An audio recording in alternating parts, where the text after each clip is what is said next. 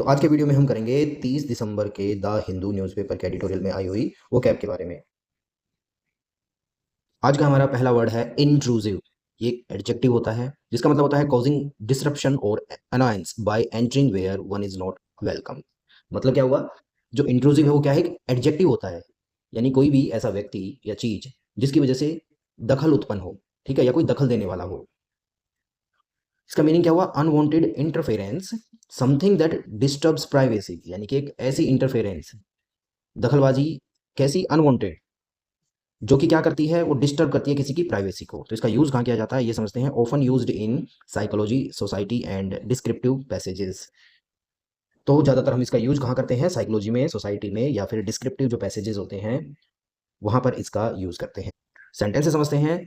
Constant phone calls from advertisers became intrusive and irritating, यानी कि जो फ़ोन कॉल्स आती हैं एडवर्टाइजर्स की हमारे पास, वो कैसी होती है? वो इंट्रूसिव होती हैं और इरिटेटिंग होती है, हमें बहुत इरिटेट करती है। यानी कि अगर हम कुछ काम कर रहे होते हैं, कॉल आती है कंपनी की तरफ से, तो कैसी लगती है? हमें बहुत इरिटेटिंग लगती है। तो वो कैसी हो गई? वो इंट्रूसिव हो गई हमारे लिए, यानी कि उन्होंने हमें डिस्टर्ब किया है, हमारी प्राइवेसी को डिस्टर्ब किया है।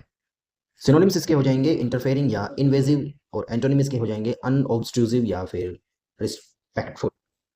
अनऑब्स्ट्रूसिव मतलब जो बिना बाधा या ऑब्स्ट्रक्शन के हो। अगला वर्ड है आर्टिकुलेट।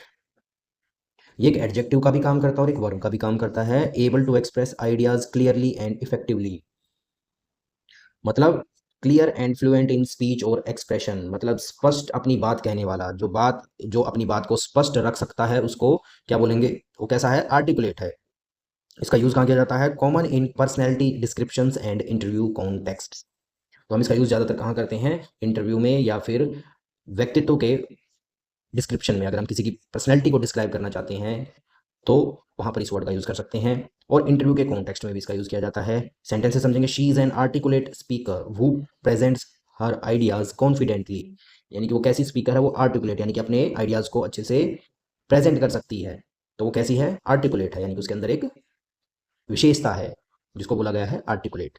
सिनोनिम्स इसके हो जाएंगे एलोक्वेंट और एक्सप्रेसिव, और एंटोनिम्स के हो जाएंगे आर्टिकुलेट या फिर अनक्लियर। तो एक स्किल है पब्लिक स्पीकिंग की, जिसको अपनी बात अच्छे से कहनी आती है, तो वो क्या है? वो आर्टिकुलेट है। तो इसका यूज़ हम एडजेक्टिव के तौर पर भी कर सकते हैं और वर्ब के तौर पर भी कर सकते हैं। अगला वर्ड है कर्व। ये भी एक वर्ब और नाउन दोनों का काम करता है, ठीक है। टू रिस्ट्रेन और कंट्रोल समथिंग, किसी चीज को कंट्रोल करना या नियंत्रित करना। मीनिंग समझते हैं एक बार। To put a limit on, to check growth और बिहेवियर। यहाँ पर चेक का मतलब है कंट्रोल करना, तो किसी चीज पे लिमिट लगाना या उसकी ग्रोथ या बिहेवियर को कंट्रोल करना, उसको क्या बोलेंगे? कर्व। हिंदी में बोलेंगे रोक लगाना या नियंत्रित करना। तो इसका यूज कहाँ किया जाता है? Frequently used in economy, law and governance topics, यानी कि ज्यादातर इसका यूज किया जाता है इकोनॉमी में, लॉ में, या फिर जो गवर्नेंस के टॉपिक्स हैं वहां पर इस वर्ड का यूज किया जाता है। सेंटेंस समझेंगे। The government introduced strict laws to curb corruption, यानी करप्शन को कंट्रोल करने के लिए गवर्नमेंट ने स्ट्रिक्ट लॉ इंट्रोड्यूस किए।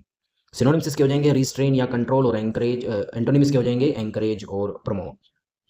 इसका एक और एग्जांपल दिया गया है। टू कर्ब योर एंथुसियाज्म, यानी कंट्रोल करना अपनी एंथुसियाज्म को। तो वहां पर यहाँ पर इस कर्ब का यूज करके दिखाया गया है। अगला वर्ड है कॉन्सेंसस। ये क्या है? एक नाउन है। जर्नल एग्रीमेंट अमंग ए ग्रुप, मतलब collective opinion accepted by most people.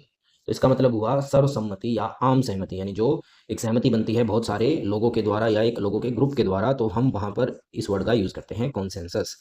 इसका यूज कहाँ किया जाता है? Widely used in polity, decision making and committees. तो कमिटी या डिसीजन मेकिंग में इस वर्ड का यूज करते हैं। सेंटेंस समझते हैं। The committee reached A consensus after long discussions, यानी कि जो कमिटी थी वो एक कॉन्सेंसस पे पहुंची, यानी कि एक सर्व सहमति पर पहुंची एक लंबे डिस्कशन के बाद। सिनोनिम्स इसके हो जाएंगे एग्रीमेंट या अकॉर्ड, और एंटोनिम्स के हो जाएंगे डिसएग्रीमेंट या conflict. The opposite of A dispute, यानी कि डिस्प्यूट का उल्टा भी होता है क्या? कॉन्सेंसस। डिस्प्यूट का मतलब है कि किसी बात पे विवाद हो जाना, और विवाद का उल्टा क्या होगा? सहमति हो जाना। तो कॉन्सेंसस, कॉन्सेंसस का मतलब यहाँ पर सहमति या सर्वसहमति या बहुत सारे लोगों के द्वारा एक चीज को एक्सेप्ट कर लेना, वो क्या है? कॉन्सेंसस। अगला वर्ड है स्प्री, जो एक नाउन का काम करता है। A sudden period of excessive activity. Meaning समझते हैं इसका। डूइंग समथिंग रिपीटेडली इन ए शॉर्ट टाइम ऑफन एक्सेसिवली, मतलब किसी चीज को बहुत अधिक मात्रा में करना या कम समय में किसी को बहुत ज्यादा करना है। इसका यूज कहाँ किया जाता है? Used with words like shopping, killing and spending. तो ज़्यादातर शॉपिंग में अगर हम ज़्यादा भाग दौड़ करके शॉपिंग करते हैं, ठीक है, या जो किलिंग है वो थोड़ी सी कैसी है, ब्रूटल है, वहाँ पर यूज़ कर सकते हैं। स्पेंडिंग बहुत ज़्यादा कर रहे हैं, यानी कि अगर हमारी एक्टिविटीज़ है वो स्पेंडिंग में ज़्यादा यूज़ हो रही हैं तो वहाँ पर यूज़ कर सकते हैं। सेंटेंस से समझते हैं, he went on A shopping स्प्री during the festive cell, यानी कि उसने जमकर शॉपिंग की फेस्टिव सेल आने पर, यानी कि उसकी एक्टिविटी शॉपिंग में ज़्यादा यूज़ हुई। सिनोनिम्स हो जाएंगे इनके बिंज या फ्लरी, और एंटोनिम्स के हो जाएंगे रीस्ट्रेंट या फिर मॉडरेशन। अगला वर्ड है कंस्पिक्यूअस। ये एक एडजेक्टिव होता है जिसका मतलब होता है इजीली नोटिसेबल और अट्रैक्टिंग अटेंशन, यानी क्लियरली विजिबल या स्टैंडिंग आउट, जो आसानी से दिखाई दे या थोड़ा ध्यान खींचने वाला हो, उसको क्या बोलेंगे, कंस्पिक्यूअस। तो इसका यूज कहाँ किया जाता है, common in descriptive writing and error spotting questions. तो ज़्यादातर इसका यूज डिस्क्रिप्टिव राइटिंग में या फिर जो क्वेश्चंस होते हैं एरर स्पॉटिंग से रिलेटेड, वहाँ पर इसका यूज किया जाता है। सेंटेंस से समझते हैं, her red dress made her conspicuous in the crowd, यानी कि उसने जो रेड ड्रेस पहनी थी उसकी वजह से वो भीड़ में अलग से दिखाई दे रही थी। सिनोनिम्स के हो जाएंगे नोटिसेबल या प्रोमिनेंट, और एंटोनिम्स के हो जाएंगे इनकॉन्स्पिक्यूअस या फिर हिडन। तो दोस्तों, आपको ये वीडियो कैसा लगा? अगर आपको वीडियो पसंद आए तो इस वीडियो को लाइक कीजिएगा और शेयर कीजिएगा, और हमारे चैनल को सब्सक्राइब जरूर कीजिएगा ताकि इस तरह के वीडियोस आप तक पहुंचते रहें। मिलते हैं अगले वीडियो में, तब तक के लिए जय हिंद।